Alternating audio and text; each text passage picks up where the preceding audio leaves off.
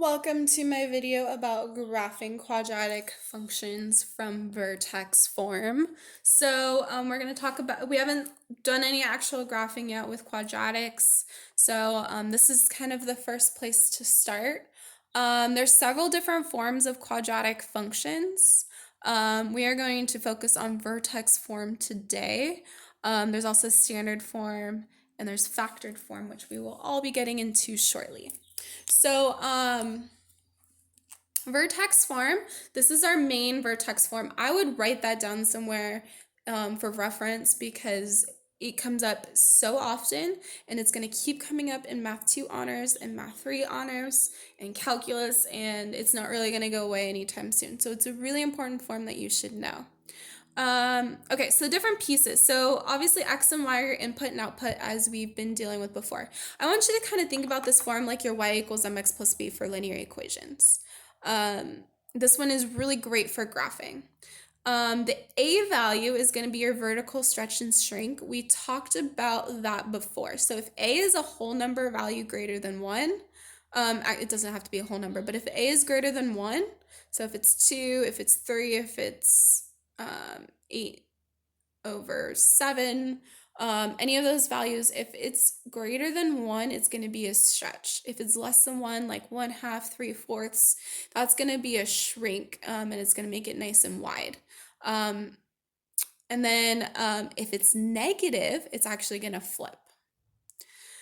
Okay, the vertex value is hk. So see the h here and k. Notice it's x minus h. So if it's x minus 3, the h value is 3. If it's x plus 3, the h value is going to be negative 3. And then k is just as is. Okay, so that's vertex form for your equation. So I'm going to walk you through our very first quadratic graph, which is the parent function. A parent function is a function that it comes with a family of the same shape of graphs, but it has no shifts and it has no stretches or shrinks. So it's basic. It's the most basic quadratic function we can get. So that equation is y equals x squared. Notice it's essentially in this vertex form. A is 1, because that would be the number out here.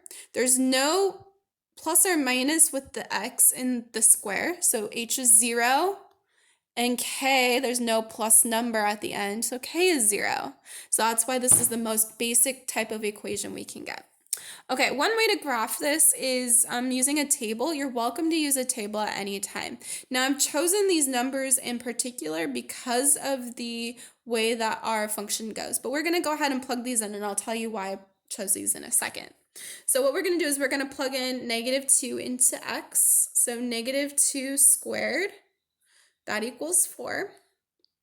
Then we got -1 squared equals 1. 0 squared is 0, 1 squared is 1, 2 squared is 4.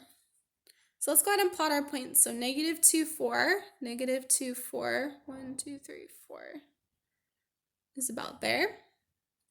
-1, 1, 0, 0, 1, 1, and 2, 4. And then let's go ahead and connect our graph. So we call this a parabola. A parabola is a shape. So quadratic functions are in the shape of a parabola. Linear functions are in the shape of a line. So that's it's called a parabola. The vertex, there is a vertex. That's the turnaround point. That's at 0, 0. And like I was telling you earlier, remember that this is essentially in our vertex form. Our h is 0, our k is 0. So that value right there kind of checks out. Okay, so notice I picked these numbers now. Our vertex is in the middle.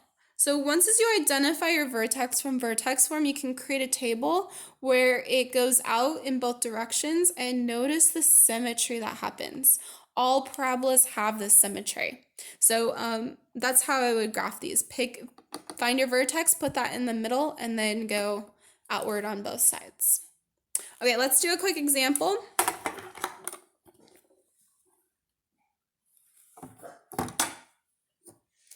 I'm going to choose y equals, let's pick an a value, 2 times x minus 1 squared plus 3.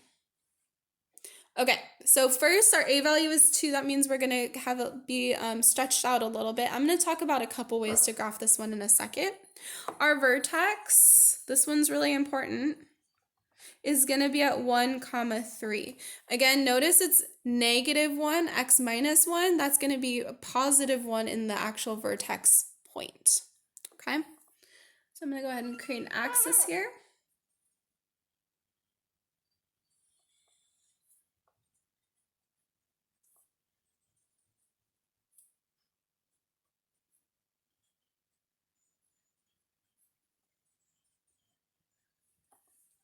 Okay. And then we can do this with a table. So that's option number 1. So let's put 1, 3 in the middle because we know that's the vertex. So we can go 2, 3, we can go 0, -1 on the other side. 5 points is generally a good rule of thumb when you're graphing these quadratic functions. Okay, so we can start, let's start with 0 because 0 is an easy one to plug in. So 0 minus 1 is -1 squared, is going to be +1. 1 times 2 is 2, 2 plus 3 is 5. Now guess what? If that one's 5, that one's also going to be 5.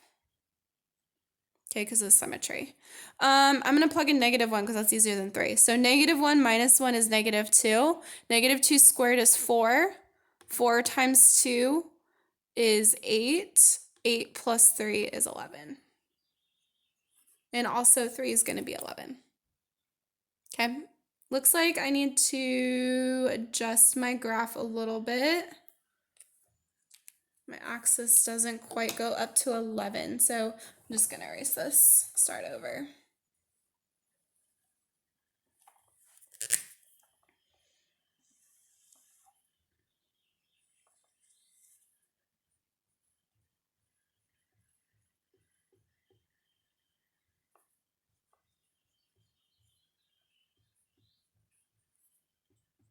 Okay, so I'm going to start with my vertex at 1, 3. Then 0, 5, 1, 2, 3, 4, 5. And then -1, 11, 6, 7, 8, 9, 10, 11. And then I can do the same over here. Oops. It's going to have symmetry. And then connect my dots. Okay, so that's one way to graph these things.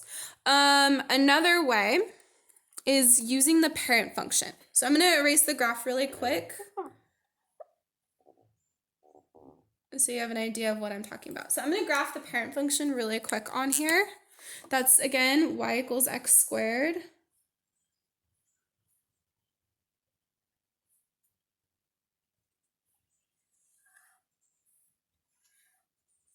Now the pattern here, which is is all based off the square numbers. So from our vertex, we move over 1 and we go up 1. We go up 1 squared. Then we go over 2 and we go up 4. So 2 squared is 4. Then if we go over 3, we're going to go up 9. I know that's not graphed, but 3 squared is 9. So what we go over, we square, and that's how much we go up. So as we're doing this, we know our vertex changes to 1, 3. So we can do the same thing. Now here's the deal. We got to incorporate that a value of 2 up there. So instead of going over 1 and up 1, which we would do if this thing was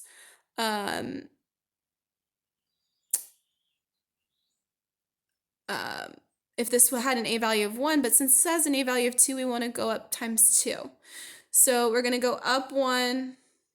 This point is, oh no, that's right. Okay, we're going to go over 1 and up 2.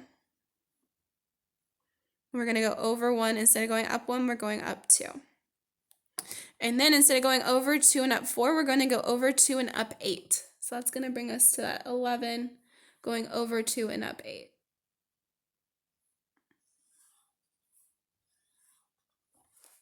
And again, that gives us the same points we had originally.